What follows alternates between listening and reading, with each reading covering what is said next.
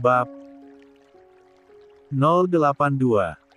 Jujur saja, aku memang sedang ingin memakan menu ini, karena terakhir aku memakannya sekitar sebulan lalu, di saat Natasha secara tak sengaja membeli udang. Saat itu pertama kalinya Natasha memasak menu udang asam pedas, dia juga meniru resep dari internet. Tapi rasanya sungguh enak, hingga aku menghabiskan semuanya tanpa sisa. Rakus sekali, bukan? Hahaha. Dan malam ini Natasha membuatkan aku masakan ini lagi, aku jadi tergiur sekali, hingga membuat liurku hampir menetes. Natasha memasak banyak menu malam ini, dia sibuk setelah salat maghrib tadi, memasak di dapur demi aku. Inilah kenapa aku selalu merindukannya, karena Natasha selalu memperhatikan isi perutku, dia tak suka kalau aku telat makan atau semacamnya, katanya, jangan cari penyakit. Makan yang banyak ya, aku sengaja masakin ini semua buat kamu, aku kangen banget masakin kamu. Saat kamu gak ada, aku gak mau masak, aku males banget, Natasha curhat. Males kenapa? Tanyaku. Ya males, buat apa aku masak, kalau suami aku makannya di restoran cepat saji terus. Terus masakan aku gak ada yang makan, jawabnya sebal.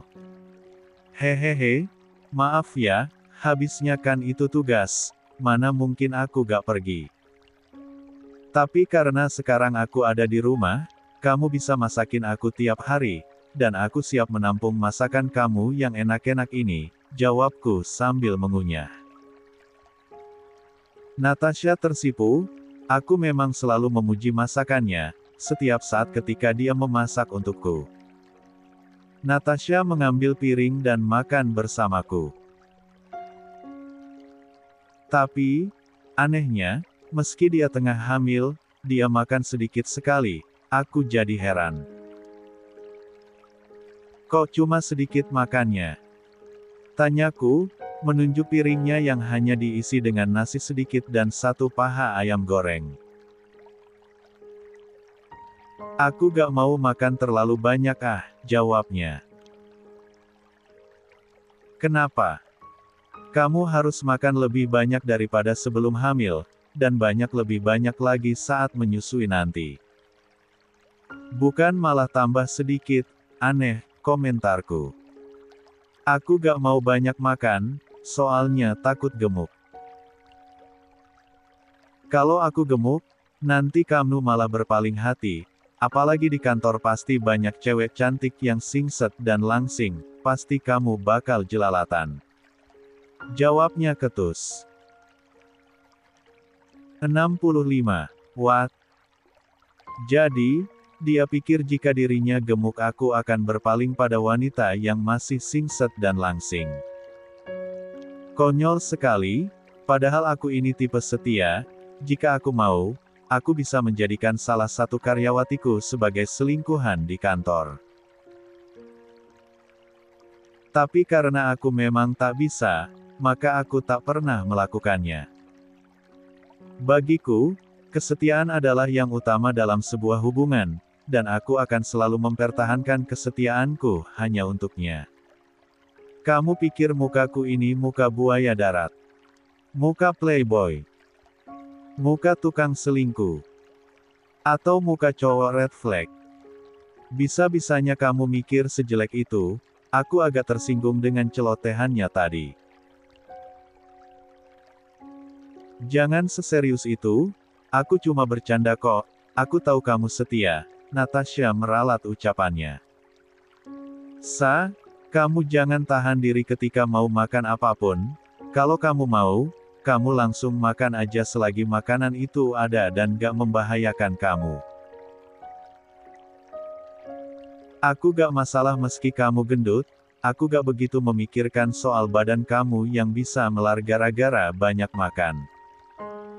Aku cinta kamu apa adanya, Kamu tetap wanita tercantik di hatiku, di mataku dan di hidupku, aku mengungkapkan isi hatiku. Aku tak mau Natasha minder, hanya karena dia akan gemuk, aku akan tetap mencintainya.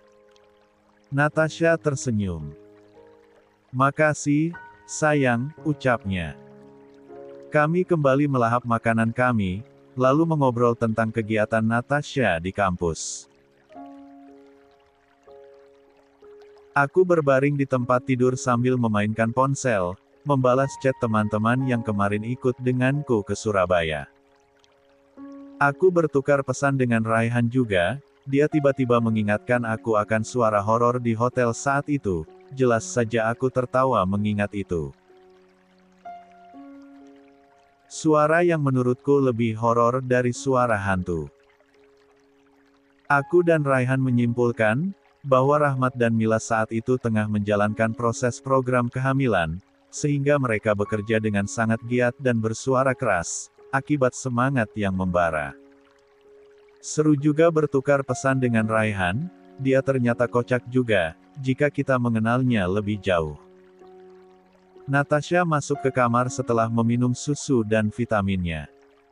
Dia naik ke atas tubuhku dan duduk manja seperti biasa. Aku menyimpan ponselku, karena tak mau mengabaikannya. Apa, sayang? Tanyaku. Nggak kangen sama aku? Tanyanya. Kangen lah, masa nggak, jawabku. Kenapa cuma diam?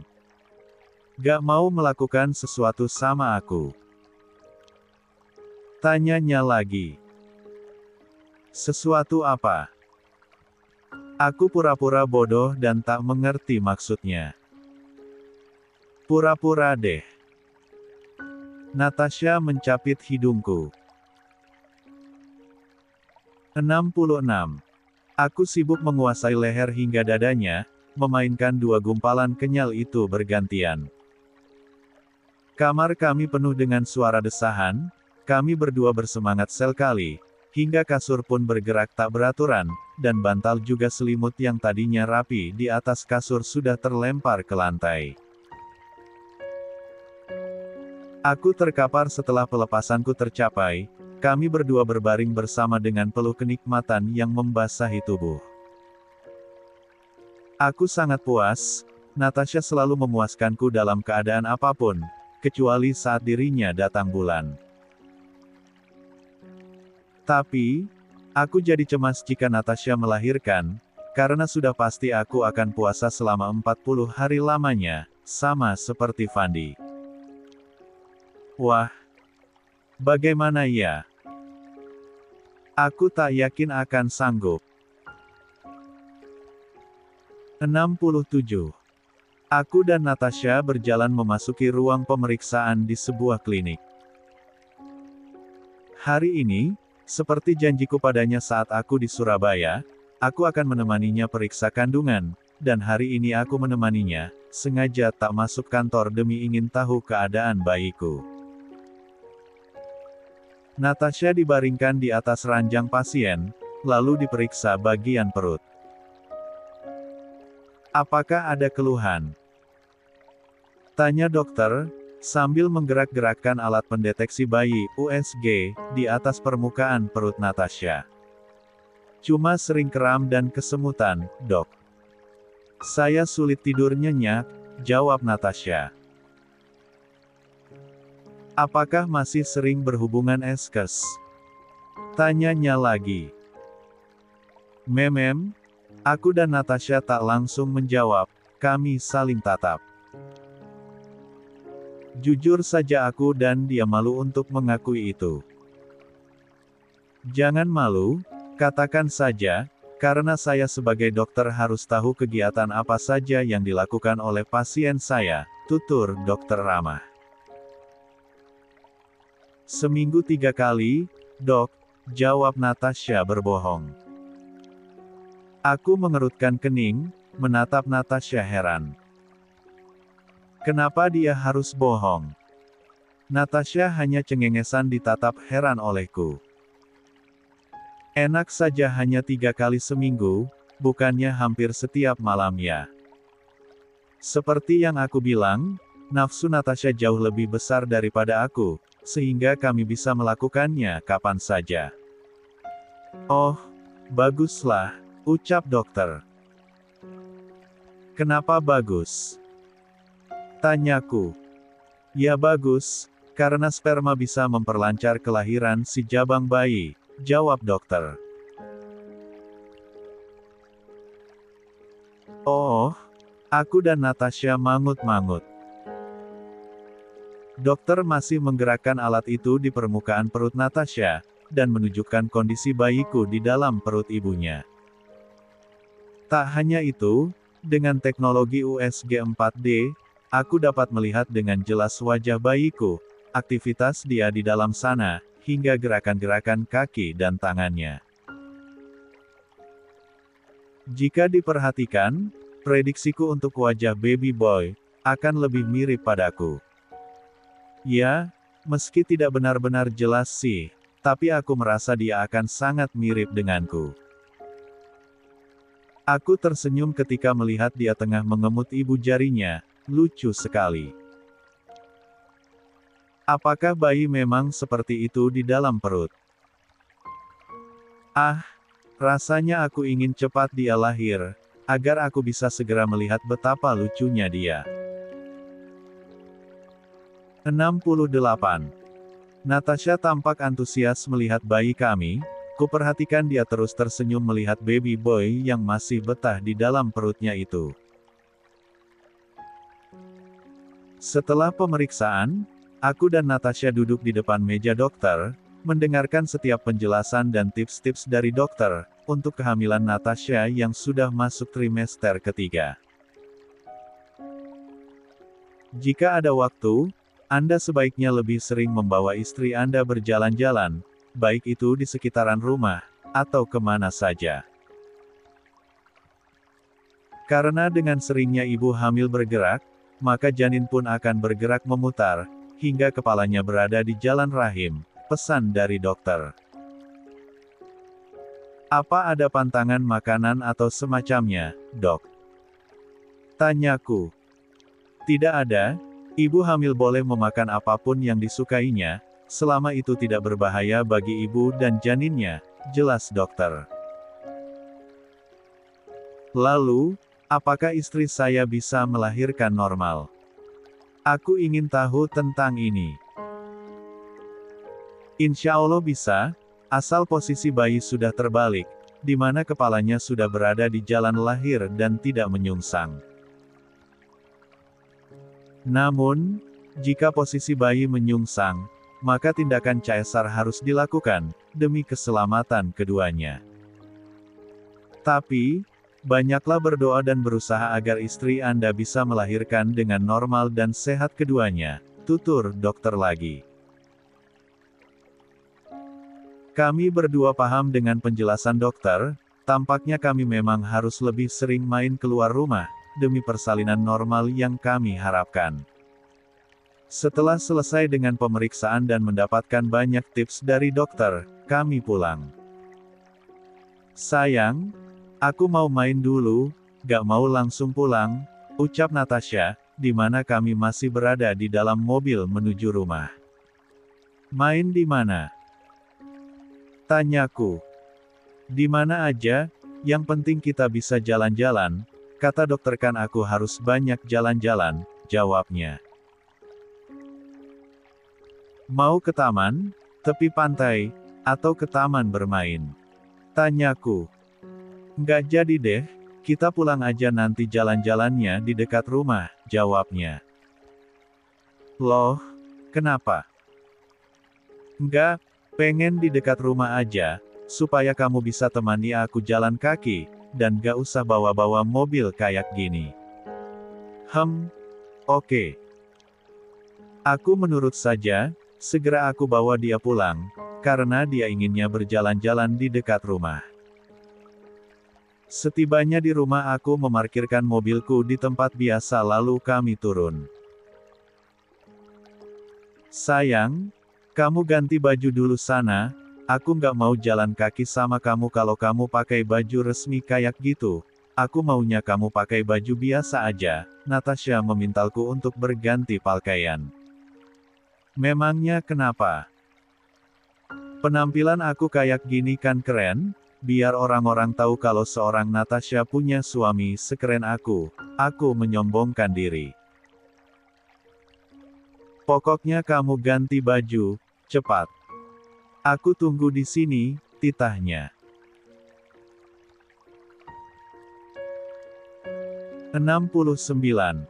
Aku mengalah saja, aku masuk ke dalam rumah dan langsung ke kamar untuk berganti pakaian. Aku mengganti pakaianku dengan celana panjang dan kaos oblong, lalu keluar lagi dan membawa Natasha berjalan-jalan di sekitaran rumah kami. Natasha menggandeng tanganku, kami berjalan bersama di pinggiran jalan. Aku tak tahu dia akan mengajakku kemana, tapi yang pasti dia hanya ingin jalan-jalan saja menuruti saran dari dokter. Sayang, kayaknya aku nggak bisa masuk kuliah lagi deh, ucap Natasha. Memangnya kenapa? Tanyaku. Aku udah nggak sanggup sekarang terlalu lama di kampus dan melakukan berbagai kegiatan layaknya mahasiswi biasa. Aku jadi sering lelah dan jadi sering malas. Terlebih lagi, perut aku juga sekarang udah membesar, kayaknya kurang pantas kalau masuk kampus, jawabnya, menjelaskan alasannya tak bisa masuk kuliah lagi. Menurut aku, memang sebaiknya kamu nggak usah masuk kuliah dulu buat sekarang, kamu fokus sama kehamilan kamu aja. Jangan dicampur dengan urusan kuliah, karena, kan yang namanya materi kuliah itu bisa membuat kepala pusing dan aku nggak mau kamu stres, karena stres bisa berakibat fatal buat kandungan kamu. Aku setuju dengan pilihan Natasha untuk tak kuliah selama hamil ini, karena memang itu yang aku mau sejak kandungannya membesar.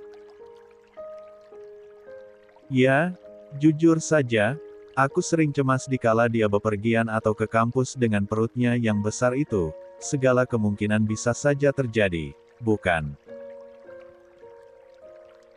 Iya, balas Natasha. Kami berjalan dengan sangat pelan, sangat santai, tidak mau terburu-buru, karena memang niat kami untuk berjalan kaki. Kami sudah berjalan cukup jauh dari rumah kami, tetapi Natasha belum juga mengajakku untuk berhenti melangkah. Saat kami tengah berjalan bersama, tiba-tiba sebuah motor datang dan berhenti di depan kami. Aku dan Natasha tak tahu siapa itu, karena aku tak bisa melihat dengan jelas wajah orang di balik helm. Orang itu membuka helmnya dan seketika Natasha terkejut. Aku tidak tahu siapa lelaki itu, tapi dia seorang pemuda seumuran Natasha. Wajahnya cukup tampan dan kulitnya kuning langsat dengan tubuh yang tinggi. Hai, Sa. Apa kabar? Sapa lelaki itu pada Natasha. Baik, jawab Natasha. Lama nggak ketemu ya, sekarang kamu udah hamil aja, ucap pemuda itu. Natasha tak menjawab. Dia terlihat malu dan sungkan mengobrol dengan pemuda itu. Ini suami kamu? Tanyanya pada Natasha, menunjuk aku dengan ibu jarinya. Cukup sopan, untuk pemuda seumurannya, bersikap kepada orang yang lebih tua. Iya, ini suamiku, jawab Natasha. 70. Memperkenalkan aku sebagai suaminya. Pemuda itu mengulurkan tangan padaku untuk bersalaman dan aku menerimanya. Kami berjabat tangan. Saya Rio, teman sekolah Natasha dulu, ucap pemuda itu. Rio. Aku terdiam, memikirkan sesuatu. Sepertinya aku pernah mendengar nama itu, tapi kapan? Dan wajah pemuda itu tampak tak asing bagiku, seperti aku pernah melihatnya. Tapi aku juga tak tahu kapan aku pernah melihat pemuda dengan wajah itu. Jason, ucapku, memperkenalkan diri. Kalian sangat serasi, ucapnya, memuji kami berdua. Makasih banyak, aku berterima kasih padanya. Pemuda itu kembali menatap Natasha, tetapi Natasha menghindari tatapan matanya. Aku tak tahu apa alasan Natasha menghindari tatapan pemuda itu, bukankah mereka teman sekelas? Meski aku tak tahu alasan sikap Natasha begitu, tapi yang pasti dari yang aku lihat, mereka berdua pernah menjalin sebuah hubungan, entah itu hubungan pertemanan atau lebih dari teman. Oh iya, Sa. Sekarang kamu kuliah? Tanya pemuda bernama Rio itu lagi.